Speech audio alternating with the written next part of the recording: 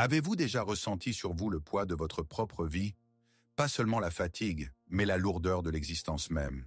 C'est une étrange paralysie froide qui enchaîne la volonté, même lorsque le cœur brûle du désir de fuir. Tout en vous crie la nécessité du changement. Vous savez que vous devez agir. Vous voyez le plan, vous ressentez le désespoir. Mais le corps n'obéit pas. Vous êtes coincé et vous ne comprenez pas pourquoi. Et si cette paralysie n'était pas votre faiblesse, mais un message chiffré? Et si votre âme vous avait délibérément arrêté parce que l'ancien chemin menait à un précipice? Pour comprendre cela, nous avons besoin d'une carte, et nous nous tournerons vers le plus grand cartographe de l'âme, Carl Jung. Il voyait dans cet état non pas une impasse, mais un carrefour secret. Non pas une sentence, mais une invitation chiffrée au voyage le plus important de la vie d'un homme. Au cours de l'heure qui suit, nous n'allons pas simplement analyser cette peur.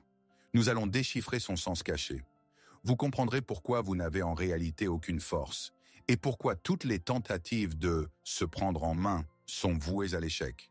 Vous découvrirez quelle grande tâche votre âme vous confie à travers cette apathie. Et, le plus important, vous verrez le chemin qui ne passe pas par une lutte désespérée contre vous-même, mais par une compréhension profonde et curative. Si vous êtes prêt à entendre ce que votre âme essaie si désespérément de vous dire, notre immersion commence, maintenant. Parlons de cet état, de ce marais intérieur dans lequel vous vous trouvez. Faisons-le doucement, sans jugement, en reconnaissant simplement ce qui est. L'air ici est dense et lourd, il sent les feuilles mortes des espoirs déçus. Chaque pas demande des efforts surhumains, mais ne mène nulle part. Le pied s'enfonce dans le sol limoneux des regrets d'hier, et pour prendre la prochaine inspiration, il faut se battre. Autour, le silence. Mais ce n'est pas le silence de la paix, mais le silence assourdissant de l'absence de vie, un vide où la musique résonnait autrefois. C'est le silence du téléphone qui ne sonne pas, le silence des projets qui n'inspirent plus, le silence du cœur qui a oublié comment battre plus vite. Vous vous regardez dans le miroir et le reflet semble étranger. Vous voyez la fatigue, figée sur votre visage comme un masque. Vous essayez de retrouver dans les yeux la personne que vous étiez autrefois ou que vous alliez devenir. Où est ce feu qui brûlait autrefois en eux? Où est cette légèreté avec laquelle vous rêviez, cette confiance naïve que le monde entier était un livre ouvert? Il semble qu'un abîme entier se soit creusé entre cette personne et vous aujourd'hui. Et le plus effrayant dans ce marais, ce n'est pas la lourdeur, c'est l'extinction lente et silencieuse. Le sentiment de regarder sa propre vie de l'extérieur, comme un film ennuyeux et interminable dont vous connaissez déjà la fin. Et vous attendez simplement que le générique défile. Et la première, et la plus importante, chose que vous devez savoir, au cœur même de ce marais, vous n'êtes pas seul. En ce moment même, à cette seconde précise, des millions d'âmes à travers le monde traversent la même obscurité visqueuse et silencieuse. Elles sont assises dans leur voiture sur des parkings, fixent le plafond au milieu de la nuit, font défiler les fils d'actualité des réseaux sociaux, ressentant le même engourdissement sourd. Ce n'est pas le signe de votre échec personnel. Ce n'est pas de la paresse, comme vous le murmure votre critique intérieure. Ce n'est pas une faiblesse de caractère ni un défaut de volonté. C'est un symptôme de notre époque, et ce qui est beaucoup plus important, c'est une étape universelle, presque obligatoire du chemin humain.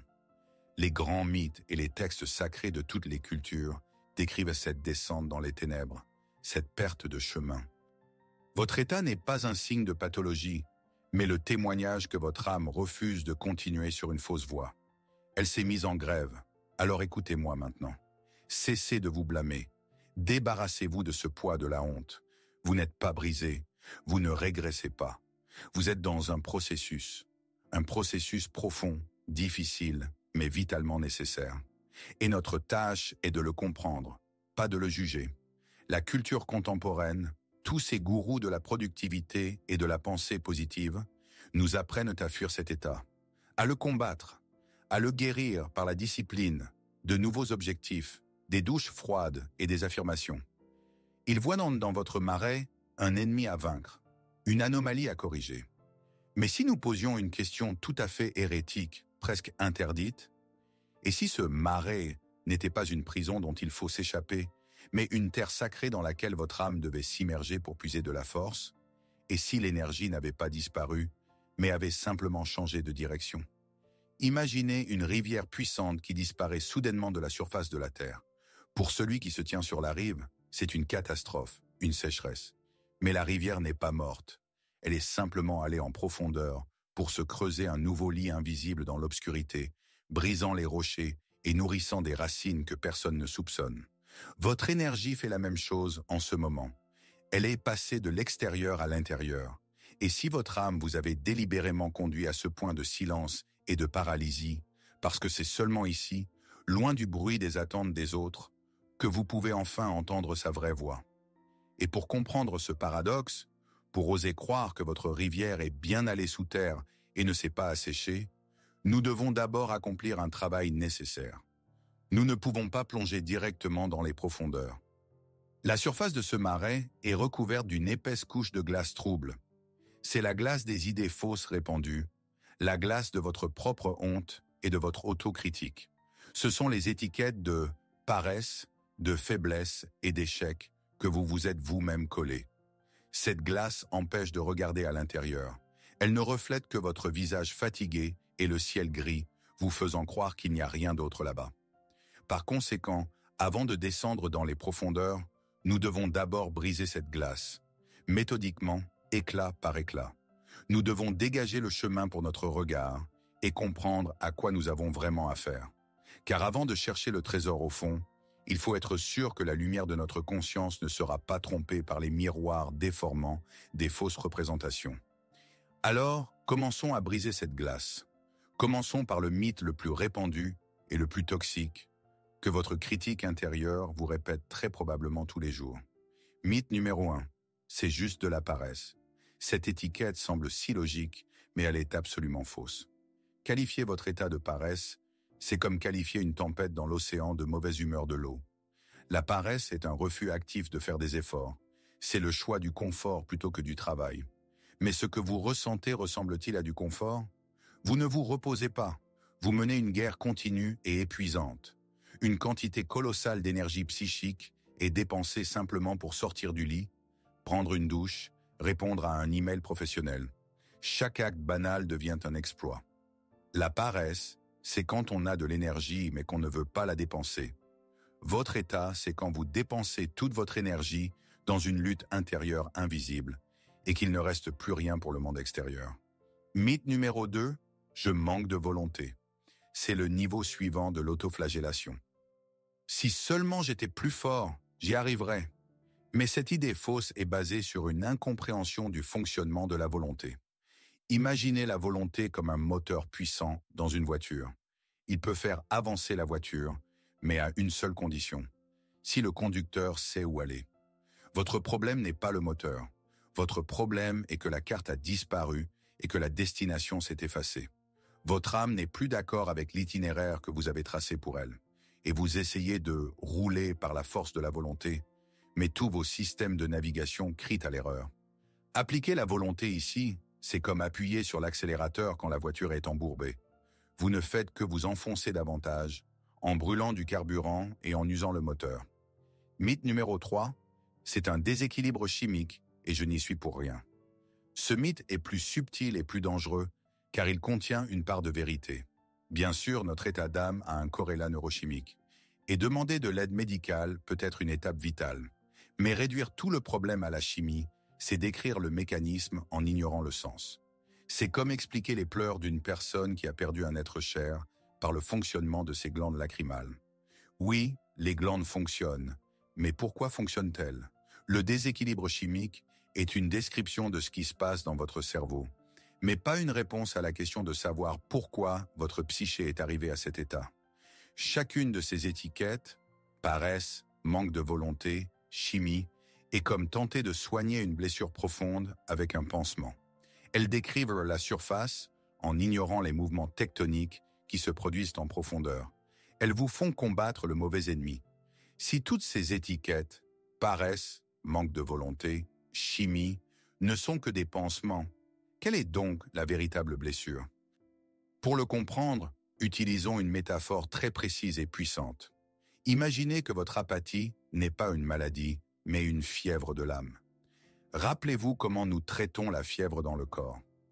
Lorsque votre température monte, vous comprenez intuitivement que ce n'est pas la maladie elle-même. C'est le signe que votre système immunitaire, votre guérisseur intérieur, s'est réveillé et mène une lutte acharnée et furieuse contre une infection, un virus ou une bactérie. Un médecin sage ne dira jamais « Notre objectif principal est de faire baisser la température ». Il dira « La température est notre allié ». Elle montre que le corps se bat. Notre objectif est de trouver et d'éliminer la cause de cette lutte. De plus, la température élevée elle-même crée des conditions insupportables pour les agents pathogènes. La fièvre est un feu guérisseur. La faire baisser sans réfléchir, c'est empêcher le corps de se guérir lui-même. Et maintenant, regardons votre état avec la même sagesse et le même respect. Votre apathie, votre paralysie, votre fatigue inexplicable, c'est cette fièvre. Ce n'est pas le problème, c'est le signal. C'est une réaction de défense de votre psyché qui, comme le système immunitaire, a détecté un élément étranger et toxique dans votre vie. Cette infection peut être diverse, un travail qui a trahi votre âme depuis longtemps, des relations devenues une belle cage vide, un mode de vie qui vous demande d'être quelqu'un que vous n'êtes pas. Votre psyché vous ralentit, vous prive d'énergie, parce que le chemin que vous suiviez à toute vitesse mène à la destruction spirituelle complète. Elle augmente délibérément la température pour rendre ce chemin insupportable, pour vous forcer à vous arrêter. Votre apathie n'est pas le signe que le système est en panne. C'est une sirène assourdissante qui dit que le système fonctionne parfaitement, vous protégeant d'une catastrophe bien plus grande, une vie vécue en vain. Essayer de vaincre l'apathie par la force de la volonté, c'est comme prendre un antipyrétique pour faire baisser une fièvre de 40 degrés et aller courir un marathon avec une pneumonie. C'est de la folie. La véritable tâche n'est pas de combattre la fièvre, mais de l'écouter avec gratitude et de demander « Contre quelle infection te bats-tu ? Où est le mensonge que tu essaies de brûler ?» Cela peut sembler une belle théorie, mais cessons d'être de simples auditeurs et devenons pour un instant des explorateurs de notre propre expérience, parce que votre vie vous a déjà fourni toutes les preuves nécessaires. Et maintenant, je vais vous demander de faire une pause et de vous répondre honnêtement à une question, mais une question très importante. Rappelez-vous la dernière fois que vous avez essayé de vous sortir du marais par la force de la volonté. C'était peut-être un lundi matin, lorsque vous établissiez un plan grandiose pour la semaine, ou après avoir regardé une autre vidéo de motivation, lorsque vous vous êtes juré de commencer à courir, à manger sainement, à chercher un nouvel emploi. Rappelez-vous cet élan de détermination, et maintenant rappelez-vous ce qui s'est passé ensuite. Pas une semaine plus tard, mais dans les heures et les jours qui ont suivi. Qu'est-il advenu de la résistance intérieure? A-t-elle diminué sous la pression de votre volonté? Ou au contraire, est-elle devenue encore plus puissante, plus visqueuse et plus étouffante? N'avez-vous pas eu l'impression que le marais était devenu encore plus profond? Que l'apathie, tel un être vivant qui a senti une menace, s'est accroché à vous avec une force redoublée? Je suis sérieux. S'il vous plaît, mettez cette vidéo en pause pendant quelques secondes et restez simplement avec ce souvenir. Si vous avez senti que la résistance n'a fait que se renforcer, que la paralysie s'est intensifiée, alors je vous félicite. Vous n'avez pas échoué. Vous avez, par votre propre expérience dans votre laboratoire personnel, été confronté à une loi fondamentale de la psyché. À ce moment-là, votre volonté consciente, je dois changer, et votre inconscient, non, nous restons ici, sont entrés en conflit. Et dans cette bataille, la volonté est vouée à l'échec, car elle tente de lutter contre une force qui cherche à vous sauver. Votre âme, votre système immunitaire, a perçu votre plan d'évasion comme une tentative d'ingérer du poison et a activé tous les mécanismes de défense pour vous maintenir en place. Vous venez de confirmer la vérité que Carl Jung a formulée il y a près de 100 ans. Ce à quoi nous résistons persiste. Votre lutte contre l'apathie est la source même qui la nourrit. Cette loi que vous venez de ressentir sur vous-même, ce paradoxe où l'effort engendre une résistance encore plus grande, n'était pas un secret pour le plus grand explorateur des profondeurs de l'âme du XXe siècle, Carl Gustav Jung.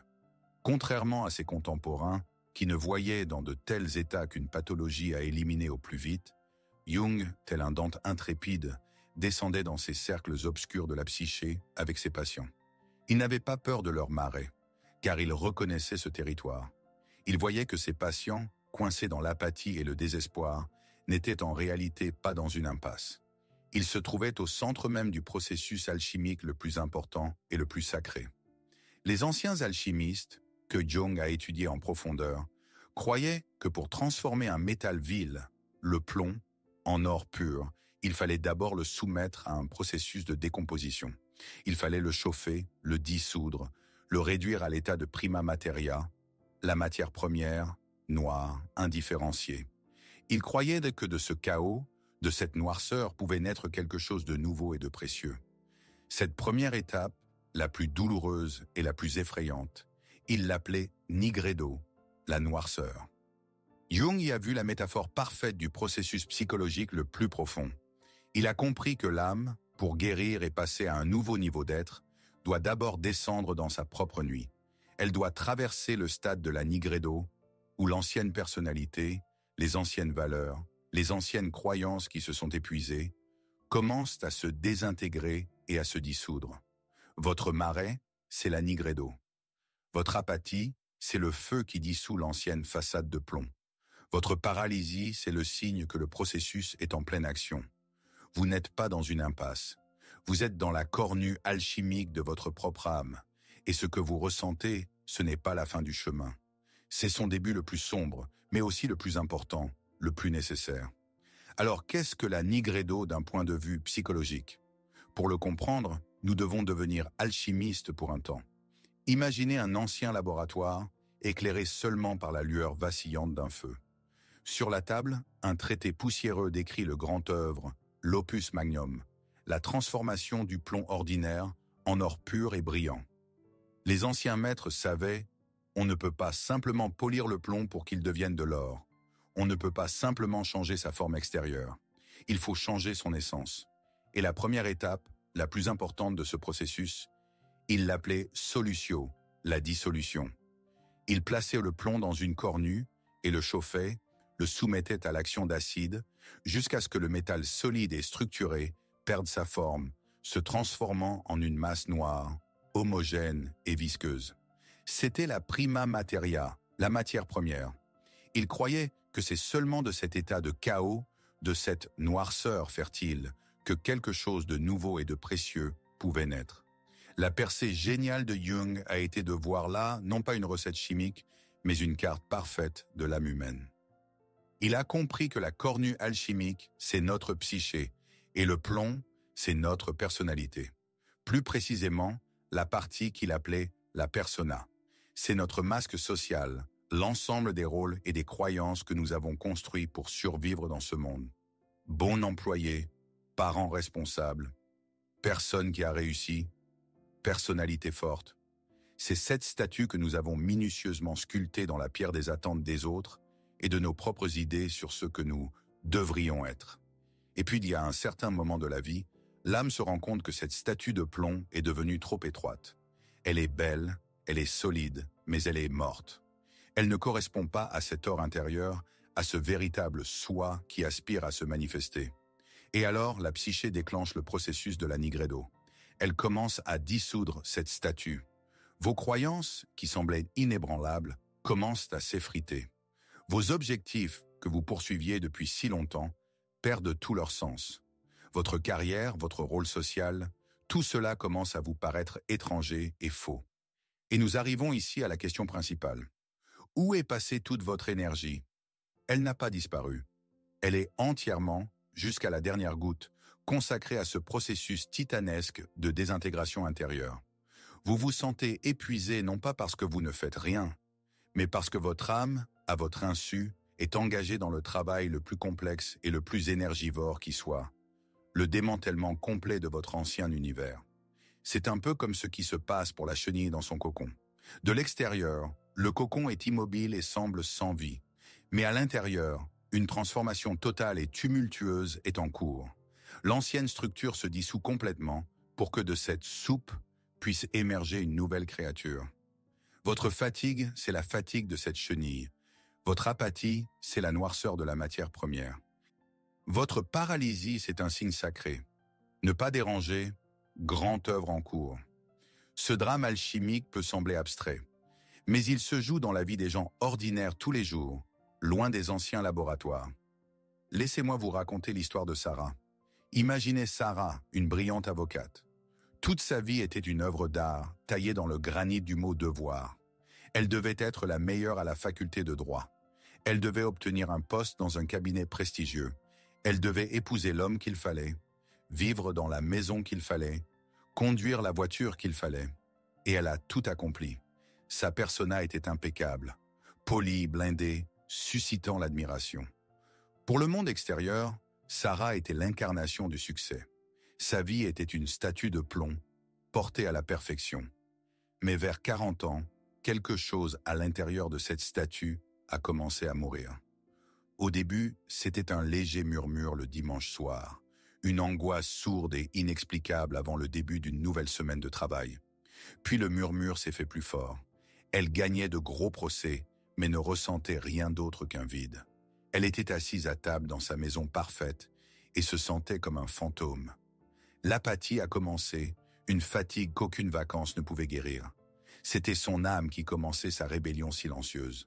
C'était le début de la nigredo, et puis la désintégration a commencé. D'abord lente, puis comme une avalanche.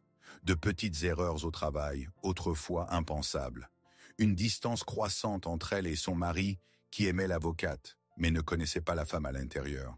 En un an, son monde s'est effondré. Elle a été licenciée pour une faute grave. Son mari, fatigué de sa dépression, a demandé le divorce. Ses amis, habitués à sa force, ne savaient pas comment parler à sa faiblesse et ont progressivement disparu. Son âme, lasse de la cage dorée que son ego avait si soigneusement construite, a décidé de brûler cette cage jusqu'aux fondations, laissant Sarah seule au milieu des cendres de sa vie passée. Elle s'est retrouvée dans son marais, dans sa matière première. Elle n'était plus avocate, plus épouse. Elle n'était personne. Pendant des mois, elle n'a rien fait. Elle a simplement existé. Et puis un jour, lors d'une de ces journées vides et interminables, en triant de vieilles boîtes, elle est tombée sur sa boîte de dessins d'enfants. Sans aucun but, sans aucune pensée pour le résultat, juste pour occuper ses mains, elle a pris un crayon fusain et a tracé une ligne sur une feuille de papier, puis une autre. Elle dessinait comme dans son enfance, maladroitement, sans aucune technique, en suivant simplement une impulsion intérieure. Ce n'était pas une décision volontaire de commencer une nouvelle vie. C'était un acte de désespoir total et d'abandon. Mais cet acte insensé est devenu sa bouée de sauvetage. Elle a commencé à dessiner tous les jours. D'abord, des formes laides et sombres, reflétant sa douleur. Puis des couleurs ont commencé à apparaître dans ses dessins. Elle n'essayait pas de devenir une artiste. Elle laissait simplement son âme parler le seul langage qui lui restait. Quelques années plus tard, Sarah a commencé à exposer ses œuvres dans une galerie locale.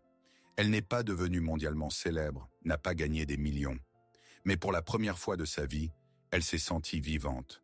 L'âme de Sarah a dissous l'avocate brillante mais morte pour laisser naître l'artiste vivante, bien que moins socialement réussie, qu'elle était toujours destinée à devenir. Elle a traversé sa nigredo, et elle a trouvé au fond de sa noirceur non pas la mort, mais son véritable or. Et si l'histoire de Sarah a résonné en vous, sachez que ce n'est pas un hasard, parce que son âme parle le même langage universel et silencieux que la vôtre. L'histoire de Sarah n'est pas juste un conte, c'est un miroir. C'est une carte de votre propre processus qui se déroule en ce moment même. Cette vie que vous détestez mais à laquelle vous vous accrochez si désespérément, c'est sa personnalité d'avocate. C'est votre persona bien construite et socialement approuvée. Ce peut être le rôle du spécialiste fiable qui est mort d'ennui depuis longtemps mais qui a peur de perdre sa stabilité. Ce peut être le masque du partenaire idéal dans une relation devenue une prison prévisible. C'est l'image de la personne forte qui ne demande jamais d'aide et qui se détruit lentement sous le poids de sa propre armure. C'est cette statue de plomb que vous avez polie si longtemps que vous avez oublié qui se trouve à l'intérieur. Et cette statue est devenue votre mausolée. Votre apathie, votre paralysie, c'est cette même force alchimique qui, en ce moment même, à cette minute précise, détruit cette façade. Ce n'est pas votre ennemi, c'est votre seul allié assez fort pour vous libérer. Votre ego, votre esprit conscient, crie d'horreur parce qu'il s'est identifié à cette statue. Il pense qu'il est en train de mourir. mais seule la prison meurt. Et quelque part au fond de votre marais, comme pour Sarah, votre artiste intérieur attend son heure. Et par artiste, je n'entends pas seulement celui qui dessine ou compose de la musique. Artiste est une métaphore de cette partie de vous qui vit selon les lois, non du il faut, mais du je veux. Cette partie qui se souvient de ce qui vous apportait une joie sans cause dans l'enfance. Cette partie que vous avez trahie pour la sécurité, l'approbation ou l'argent. Ce peut être le voyageur intérieur, le jardinier, le philosophe, l'enseignant, le guérisseur. Cette étincelle d'authenticité que vous avez un jour cachée si profondément que vous avez presque oublié son existence. Et maintenant, je veux vous poser quelques questions. Et je vous demande de ne pas y répondre avec votre esprit. Laissez-les simplement tomber dans le silence de votre cœur. Quelle personnalité, quel rôle votre âme essaie-t-elle de dissoudre en ce moment? Nommez-la pour vous-même. Et quel artiste intérieur avez-vous laissé mourir dans un cachot en construisant ce rôle? Qui est-il? Votre apathie n'est pas une absence de sentiment. C'est le deuil de votre âme pour la vie que vous n'avez jamais osé vivre. C'est la nostalgie de l'artiste pour son droit d'exister. Et cette douleur, cette fièvre de l'âme, ne s'apaisera pas tant que vous ne vous tournerez pas vers lui. Et pour que cette prise de conscience, cette piqûre douloureuse mais libératrice de reconnaissance, ne reste pas une simple pensée passagère, faisons un petit pas, mais incroyablement important. Transformons l'écoute passive en un rituel actif, un rituel de retour et de reconnaissance. Et voici ma deuxième, et peut-être la plus importante, question pour vous de tout ce temps. Je veux que vous fassiez un court voyage dans le temps, jusqu'à ce point de votre vie où le marais n'existait pas encore. Quelle partie de vous-même avez-vous laissé derrière en construisant votre vie actuelle? Transportez-vous à vos 16 ans. Souvenez-vous de votre chambre, de la musique que vous écoutiez, des affiches sur les murs. Qu'est-ce qui vous apportait une joie pure et sans mélange avant que vous ne connaissiez les mots « il faut »,« devoir »,« stable » et « prestigieux ». De quoi rêviez-vous en silence, quand vous pensiez que personne ne vous entendait? Qu'est-ce qui faisait battre votre cœur plus vite, non pas de peur, mais d'anticipation? C'était peut-être le désir d'écrire des poèmes que personne ne lirait, ou de démonter de vieux moteurs, ou d'étudier le ciel étoilé, ou simplement de voyager sans carte. N'ayez pas peur de la réponse qui émerge maintenant des profondeurs. Ne la repoussez pas, même si elle vous semble naïve, stupide ou irréalisable. Ne vous jugez pas d'avoir trahi ce rêve. Ce n'est pas le moment de juger, c'est le moment de se rencontrer. Laissez simplement cette image, ce sentiment, ce moi oublié revenir un instant. Regardez-le dans les yeux. Et maintenant, je vais vous demander de faire quelque chose de très simple. Écrivez dans les commentaires sous cette vidéo un seul mot qui décrit cette partie oubliée et trahie de vous. Pas besoin de longues histoires, pas besoin d'explications ou de justifications, juste un mot. Musicien, voyageur, poète, astronome, inventeur, guérisseur, marin, rêveur. Pourquoi est-ce nécessaire? Parce que l'acte de nommer est un acte d'incarnation. En écrivant ce mot, vous le sortez de la prison de l'inconscient pour le mettre en lumière. Mais ce qui est encore plus important, vous le faites entrer dans une communauté. Créons ici, dans cet espace numérique, non pas une simple section de commentaires, mais une galerie de ces parties oubliées.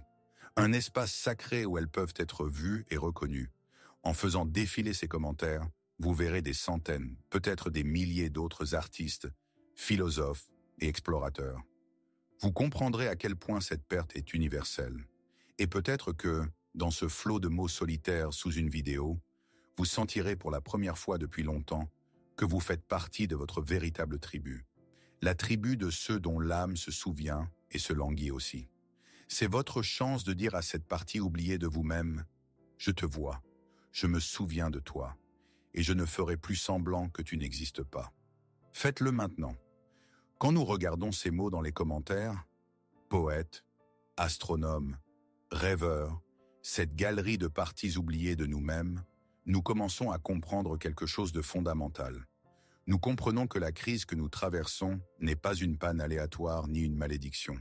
C'est une invitation à rentrer à la maison, à soi-même. Ainsi, votre marais n'est pas l'ennemi. C'est votre professeur le plus strict, mais aussi le plus sage. Et sa première et principale leçon, qu'il enseigne à travers l'apathie et la paralysie, est la leçon de l'abandon. Soyons très précis, il ne s'agit pas de défaite. Dans notre culture, abandonner est synonyme de faiblesse. Mais nous parlons d'autre chose. La défaite, c'est quand vous avez épuisé toutes vos forces dans la lutte et que vous vous êtes avoué vaincu. L'abandon, surrender, est un acte de sagesse suprême lorsque vous réalisez que vous ne vous battez pas contre la bonne force et que vous cessez volontairement cette guerre insensée. C'est comme si un nageur, pris dans un fort courant océanique, cessait de nager désespérément vers le rivage, brûlant ses dernières forces, et se détendait plutôt pour laisser le courant le porter en lieu sûr plus loin sur la côte. Votre ego, votre esprit conscient, veut gagner la bataille. Il veut vaincre l'apathie, forcer le corps à bouger, reprendre le contrôle. Votre âme veut que vous cessiez la guerre. Elle veut que vous vous abandonniez à sa volonté, à sa connaissance profonde et instinctive de la direction que vous devez vraiment prendre. Et dès que vous cessez cette guerre, dès que vous déposez les armes de la volonté, le vrai travail commence. Les anciens alchimistes, qui savaient tout de la Nigredo, nous ont laissé pour cette étape une étoile polaire, une phrase simple mais profonde. Ils disaient « Instercor invenitur ». Dans l'ordure, dans les déchets, se trouve le trésor. Psychologiquement, cela signifie que c'est précisément dans les états que nous méprisons et que nous essayons de fuir dans notre apathie, notre peur, notre angoisse, notre envie, notre faiblesse, que se cache ce que nous cherchons. C'est là que l'énergie est enterrée. C'est là que cet artiste intérieur attend son heure. Et cela change complètement votre tâche. Votre tâche n'est pas de fuir la boue. Votre tâche est d'y trouver votre or. Cessez d'être un soldat qui prend d'assaut une forteresse ennemie et devenir un archéologue qui, avec révérence et patience, met au jour une cité perdue en lui-même. Et à quoi ressemble cet abandon en pratique? Comment passer de la lutte désespérée à l'écoute sage? Cela commence par un changement radical de direction de l'attention, de l'extérieur vers l'intérieur. Le chemin ne passe pas par des actions extérieures, mais par une attention intérieure. Cessez de faire des plans d'évasion. Cessez de chercher sur Google comment vaincre la procrastination. Mettez de côté le livre sur les 7 étapes du succès. Ne vous forcez pas à aller à la salle de sport si tout votre être y résiste. Tout cela, ce sont des tentatives de faire fonctionner le vieux mécanisme par la force de la volonté. Mais il n'est pas cassé, il a rempli sa mission. Au lieu de cela, asseyez-vous au bord de votre marais, virtuellement bien sûr, dans le silence de votre chambre, et commencez à écouter. Que disent-moi vos rêves? N'essayez pas de les interpréter avec des dictionnaires de rêves.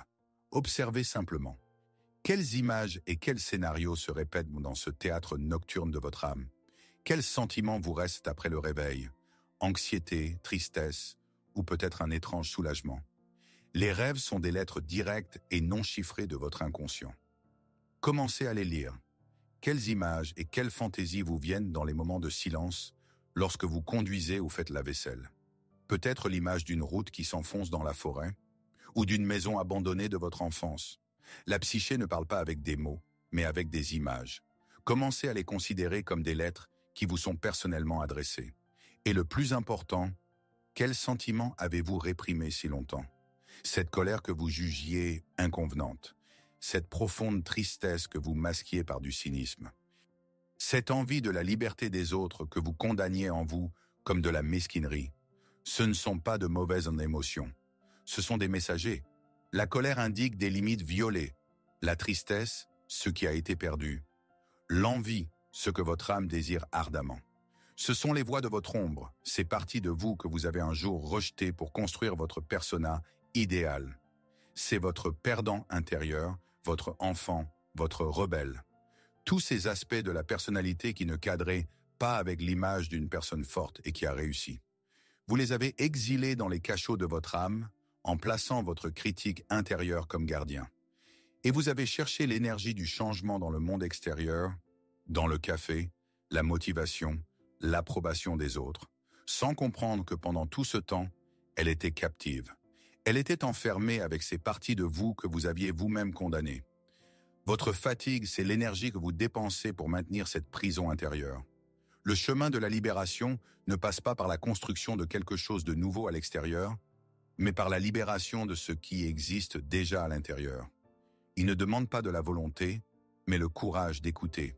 Cette écoute peut sembler complexe et abstraite. Par où commencer? Comment entendre ce qui n'a pas de voix et ne se manifeste que par la lourdeur et la paralysie? Laissez-moi vous proposer un premier pas simple, mais incroyablement puissant. C'est une pratique que vous pouvez faire dès ce soir et pour laquelle vous n'avez besoin de rien d'autre qu'un stylo, du papier et une once de courage. Voici cet exercice simple mais puissant.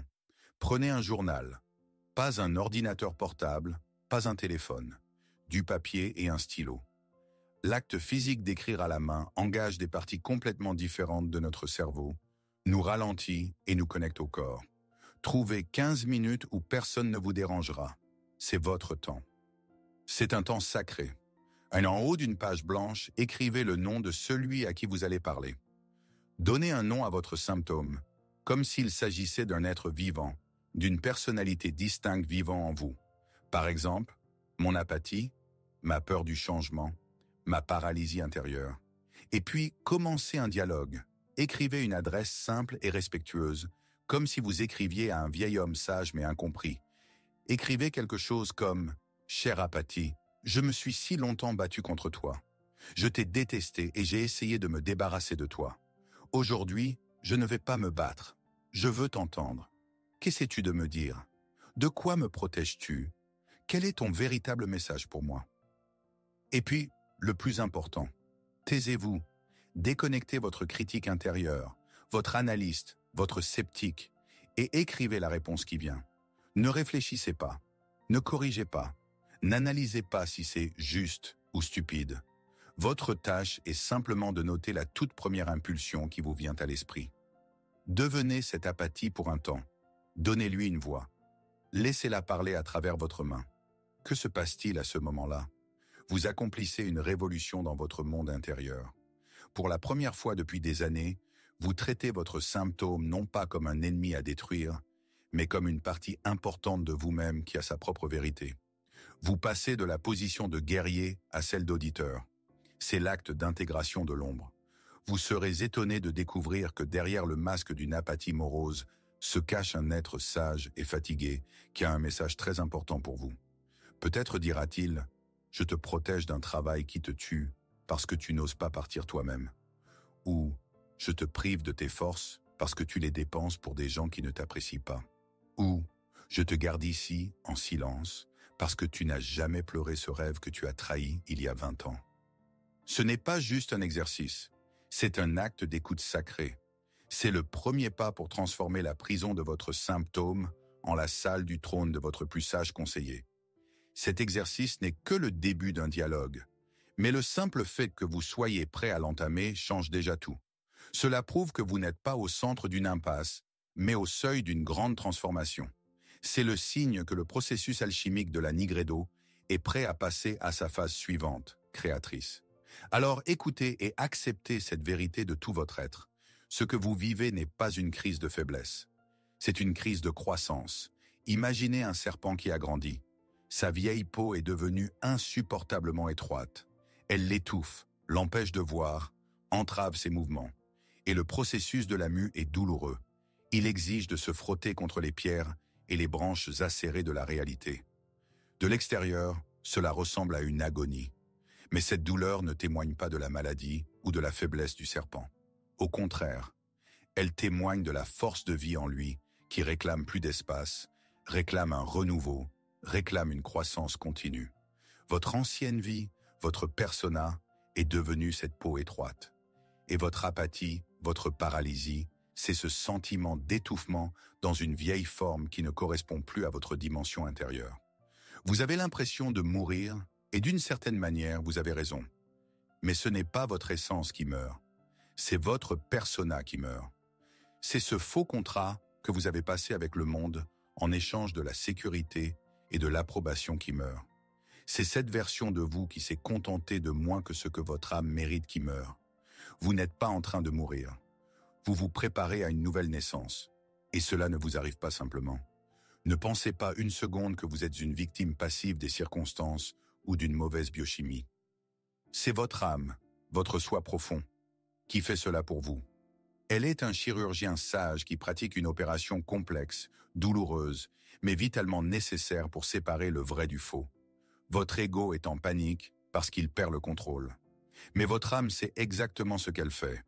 Comprenez bien, l'univers ne gaspille pas une crise aussi profonde sur quelqu'un qui n'a pas assez de profondeur pour la supporter et renaître. Votre douleur est la mesure de votre potentiel.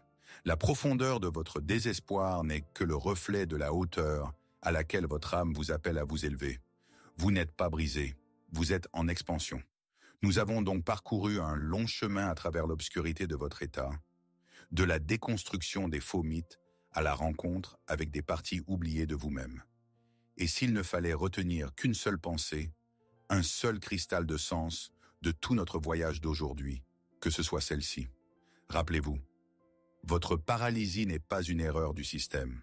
C'est sa fonction la plus importante, la plus saine et la plus miséricordieuse. Ce n'est pas une panne. C'est une pause sacrée que votre âme a prise en tirant le frein d'urgence, parce que le train de votre vie fonçait à toute vitesse vers le précipice de l'indifférence et du mensonge. Le but de cet arrêt, de cette nigredo, n'est pas la punition ni le tourment. Son but est le démantèlement. Votre âme, tel un sage alchimiste, a lancé le processus de solution pour dissoudre patiemment, couche par couche, la vie qui était devenue un mensonge. Dissoudre la persona de plomb construite sur les attentes des autres pour, à partir des débris de cette matière première de votre marais, assembler la vie qui sera vraie, celle qui correspondra alors de votre véritable soi. Et cela nous amène au paradoxe final, le plus important. Vous pensez avoir peur du changement. Vous pensez avoir peur de l'échec, de l'incertitude et de la douleur liée à la sortie de votre zone de confort. Mais ce n'est qu'une peur superficielle. Votre peur du changement est en réalité la peur de votre propre grandeur, qui vous attend de l'autre côté de la crise. Vous n'avez pas peur de l'obscurité du marais. Vous avez peur de la lumière éblouissante de l'or qui s'y cache. Vous avez peur de cette force, de cette responsabilité, de cette authenticité qui viendra lorsque vous deviendrez celui que vous êtes destiné à être. Vivre dans le malheur est une habitude. Être petit et limité est sécurisant. Mais accepter sa grandeur, c'est renoncer à jamais à toutes les excuses. Votre âme ne vous a pas arrêté pour que vous souffriez, mais pour que vous cessiez enfin de fuir cette force incroyable que vous avez peur de posséder. Votre paralysie est la dernière ligne de défense face à votre propre lumière. Et lorsque vous acceptez cette vérité, que votre crise est une invitation à la grandeur, ce n'est pas seulement votre présent qui change, c'est votre avenir qui change. Le regard tourné vers l'avant cesse d'être un regard vers un abîme brumeux et effrayant et devient un regard vers un rivage lointain, mais visible. Permettez-moi d'être tout à fait honnête. Le chemin à travers la Nigredo ne promet pas d'être rapide ou facile. Le processus alchimique ne tolère pas la précipitation. Il y aura des jours où le marais vous semblera infini. Il y aura des moments où les vieilles voix de la peur et du doute crieront particulièrement fort. L'abandon n'est pas un acte ponctuel, mais une pratique quotidienne. Mais ce chemin promet d'être authentique. Chaque pas fait non par « il faut », mais par une impulsion intérieure, vous remplira d'énergie au lieu de vous en priver. Chaque sentiment que vous vous autoriserez à ressentir, sans le juger, vous rendra une partie de votre intégrité perdue. Et sachez-le, de l'autre côté de ce marais, ce n'est pas votre ancienne vie, réparée et améliorée, qui vous attend. Pas la même statue de plomb, simplement polie pour briller. C'est une nouvelle terre qui vous attend. Une nouvelle vie fondée sur des bases complètement différentes. Non pas sur qui vous devriez être aux yeux de vos parents, de la société ou de votre propre ego, mais sur qui vous êtes vraiment au plus profond de votre âme. De l'autre côté, ce n'est pas un triomphe bruyant qui vous attend, mais une reconnaissance silencieuse. Pas les applaudissements de la foule, mais une poignée de main inébranlable et sereine avec votre propre âme. Et c'est la seule réussite qui compte. Ce chemin demande du courage, et le fait que vous ayez regardé cette vidéo jusqu'au bout, que vous ne l'ayez pas éteinte lorsque la conversation est devenue difficile et personnelle, en dit long sur votre courage. Et pour cela, je tiens à vous remercier sincèrement. Merci d'avoir parcouru ce chemin avec nous. Merci pour votre confiance, pour votre temps, pour votre ouverture. Votre volonté de regarder dans votre propre obscurité, sans détourner le regard, est un acte de grand courage dans un monde obsédé par la lumière superficielle et les solutions rapides. Cela prouve que vous êtes un chercheur. Et la chose la plus importante que je veux vous dire à la fin de cette heure, sachez que vous n'êtes plus seul dans votre voyage. Au moment où vous avez décidé de cliquer sur cette vidéo et de suivre ce chemin, vous avez rejoint silencieusement une communauté invisible, mais bien réelle. La communauté de ceux qui ne cherchent pas des réponses faciles, mais la vérité profonde. Ceux qui sentent intuitivement que les trésors les plus importants ne se trouvent pas sur les sommets ensoleillés des montagnes, mais au fond des gorges les plus sombres de l'âme. Vous faites partie d'une tribu. Bienvenue dans la tribu de ceux qui n'ont pas peur de l'obscurité, car ils savent que c'est en elle, dans cette fertile Nigredo, que naissent les vraies étoiles. Notre voyage d'aujourd'hui s'achève ici, mais l'exploration elle-même est infinie. Ce n'est qu'une carte, un sentier sur l'immense continent de votre âme.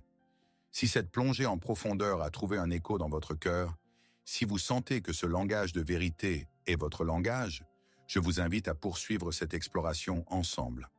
Abonnez-vous à cette chaîne pour que nous puissions continuer à étudier ensemble les cartes que nous ont laissées les grands maîtres de la psychologie et nous orienter grâce à elles dans le paysage complexe de notre vie intérieure.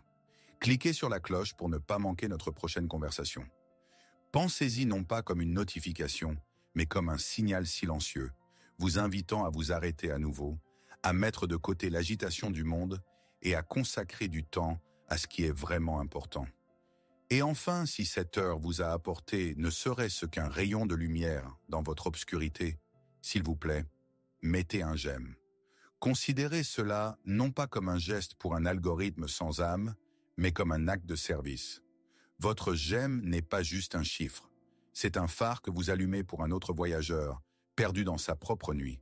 C'est un signal silencieux pour un autre chercheur qui fait défiler son fil d'actualité en ce moment même, à la recherche de quelque chose d'authentique. Un signal qui dit « Ici, il y a de l'eau ici. Ici, on te comprendra. Merci pour votre courage. Et souvenez-vous, le seul chemin pour sortir, c'est de traverser. »